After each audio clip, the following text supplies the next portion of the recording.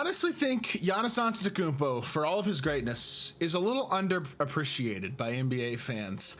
Feels like the last 2 years there's a lot of, oh my gosh, Jokic is unbelievable. Last year it's SGA is having one of the best seasons I've ever had from a guard, which, give credit, he had an insane year. It's Luka's coming back with the Lakers with a vengeance. He's gonna win MVP this year. It's Wemby might be the new best player in the world, and honestly, he might be. At the same time, I think Giannis is one of those guys who just goes overlooked. When you talk about the best players in the world, Giannis Antetokounmpo is always mentioned, but it feels like never the focal point of those discussions. And when he's doing things like what he has done so far this season, he should be far more involved in those discussions, at least in my personal opinion. I mean, you go 37 points, 31 points, 40 points, and then 37 points, 14, 20, 14, and then 8 rebounds, and then 5, 7, 9, 7 assists, all games on very high quality efficiency, 16 of 26, 11 of 14, 14 of 20, and 16 of 22. I mean, Giannis is starting this season at an absolutely unbelievable level, not just an MVP level, a all-time great level so far this year. He's playing absolutely insane basketball and doing so for a Bucks team that is 3-1. Impressive win tonight against a mostly healthy New York Knicks team. Breakout game for Ryan Rollins, I think, a guy who I think is going to be huge for the success of this team. I'll talk more about him here in a little bit. But I'm going to be honest, I think the roster is a little better than it was last season, besides obviously not having Damian Lillard, who I think was a big part of the team, but also they didn't even have him after he tore his Achilles in the playoffs, which was still very unfortunate. I hope Dame recovers fully and we get to see him play high-level basketball next year in Portland. That being said, I think the additional Miles Turner, despite the fact he struggled so far, and he has, could turn out to be a really nice addition. I don't know about the salary cap stuff. I think the decision to waive Dame and basically stretch his contract and have to deal with all that dead money is tough. But at the end of the day, I agree with the decision to not start Kuzma this year. I think they're overall a little deeper than they were last year. I think KPJ and Rollins could be a really interesting point guard duo. I think Cole Anthony's a guy who has some pick and roll chemistry potentially with Giannis as well. I like the idea of this team, man. Cole Anthony's 9 assists off the bench in 24 minutes tonight. I know it wasn't super efficient, but I love the playmaking. Ryan Rollins was super duper impressive. I think this team is actually pretty well positioned to, number one, be very good defensively, and number two, be good enough offensively, have the right floor spacing around Giannis to allow him to be dominant, and all the other role players can kind of just play their roles. And that's, in a weak Eastern Conference especially, a recipe for success for the Bucks, and a recipe that I would be nervous about if I was other Eastern Conference teams. I think this roster is actually pretty well positioned to succeed, and I think Giannis is well positioned to have an absolutely insane year. I mean, to this point, he is averaging, again, after 4 games, over 36 points a game. And also, he's not averaging 16 rebounds anymore, but it's like 14, and he'll and like 7 or 8 assists. Pretty insane stuff to this point in the season. Ryan Rollins has been a big piece so far for this team, but now looks, especially after tonight, like this is maybe the point guard of the future in a lot of ways. A guy who's a really tenacious defender. I love the competitiveness of him and Gary Trent Jr. I feel like those guys can be energy guys for this team in a lot of ways on the defensive end of the court, but offensively, I mean, Ryan Rollins shot 40% from 3 on 2 attempts a game last year. Like, this is a guy who's small sample size, but has shown to be a legitimately high-level shooter who's also a tenacious defender, and he was 2-to-1 assist to turnover ratio last year. He's 2-to-1 assist to turnover ratio so far this year. It's promising, you know what I mean? You might have a real point guard here that they're paying $12 million over the next 3 years. It's $4 million a year. That could be an absolute steal, considering he looks like their starting point guard. AJ Green got paid. How much did they pay AJ Green? A lot of money, but 10, 11, 12, not as much as I thought, honestly. What was the AJ Green extent? I'm just going to pull it up real quickly again, because it was not nearly as much. 4-year, $45 million. Wow. I honestly I thought the number was a little higher than that.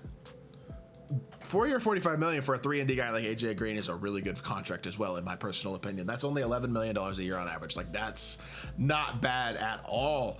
And I mean, I feel like right there you secure maybe not the most elite backcourt, but a quality backcourt for the next few years, both of whom high-level shooters, both of whom competitive defenders. I think the Rollins competitive energy he provides as well is really valuable for this team. Miles Turner has struggled mightily so far, but I think the expectation is he's going to provide floor spacing, rim protection, and some rover competitive stuff on the defensive end of the court at times as well. Now, I don't want to overemphasize the potential impact of Miles Turner defensively. I think he can be a little overrated at times on that end of the court, but he's a guy who's proven to be a quality stretch big, made a lot of big shots last year, and I feel like was a big piece in the Pacers' deep run in the playoffs, making it all the way to Game 7 of the finals, and a series that, who knows, if Halliburton hadn't torn his Achilles in Game 7, really good chance I think they win that game. Like, they brought in a guy who replaces obviously a Brook Lopez who had a lot of championship experience, but with another big who's got that quality playoff experience, and I think provides a lot of versatility and a lot of value, and that stretch big value as well that you need next to Giannis. Love Gary Trent. I think he's one of the more underrated role players in the league. Another guy who's feisty and competitive defensively and always shoots the three ball well as well. I mean, I don't know what he shot last year, but yeah, 41.6% from three last year. He's for most of his career, 38, 39, 40% three-point shooter. It's valuable to have a guy like Gary Trent Jr. on the wing. I think he should be starting over Kyle Kuzma. I'm glad he is. Maybe Kuzma will one day make a jumper and be more of a contributor on this team as well. I do think defensively he can be a bit of a contributor. It seemed like in preseason at least it was definitely a priority of his, but I also wouldn't be completely shocked if he kind of just falls out of the rotation, or not out of the rotation, but just has a much more limited role in the rotation this year, kind of like he seems like he does right now. Still do not understand that trade. This team could use AJ Johnson and Chris Middleton. That trade didn't make a ton of sense to me, bringing in Kuzma. It didn't make sense at the time. It makes even less sense now.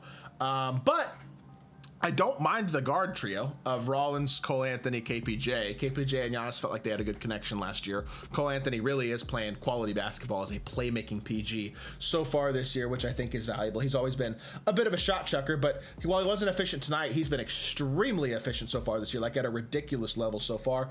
And I mean, he's averaging 6 points to 1 turnover so far, or 6 assists to 1 turnover in the first couple games of the season. Tonight he goes 9 assists and 1 turnover. I mean, that is playmaking right there. High assist to turnover ratio and efficient offense. That's going to be really valuable if that's the backup point guard. I actually like the look of this roster. Taurean Prince provides a veteran presence, quality shooter, decently competitive defender. Not a bench piece that I'm afraid of at all. I think can play in the playoffs. Bobby Portis has proven to be a playoff guy as well. He's a gamer. We know that. He's always going to be a competitive guy offensively, play a little inside out, but has the ability to stretch the floor as well, of course.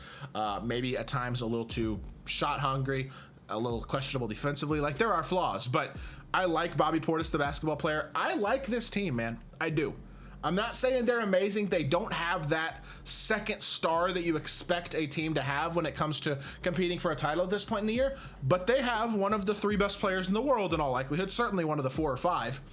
Say what you will. The top 5, in my opinion, right now is in no order: Wemby, Jokic, Luka, SGA, Giannis. Those are your top 5, in my opinion. Giannis is somewhere in that group, and he is one of the best players in the world on any given night, can go out there and drop 40 points, 20 rebounds, do ridiculous things. And I think the supporting cast is interesting enough that, especially in a weak Eastern Conference where, again, I keep saying it, it's so up in the air this year. The Magic don't look as good as expected. The Hawks don't look as good as expected. The Knicks are a little sketchy. The Cavs are going to be good, but they've not proven a lot in the playoffs over the last few years. Honestly, there is a very open door in the Eastern Conference, and just like I said yesterday about the Sixers, the Bucks absolutely could be the team to fill that void. And the Giannis situation in the offseason wasn't looking great, but they've done a good job of building a roster that looks very competitive and potentially gives Giannis a chance to win again. And maybe he'll be happy in Milwaukee. Who knows? We'll see what happens.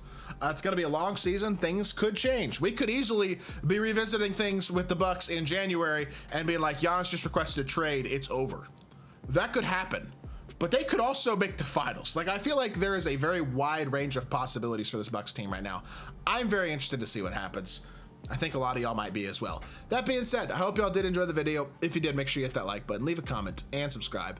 I'll be back with more NBA content very, very soon, and I appreciate y'all. Peace.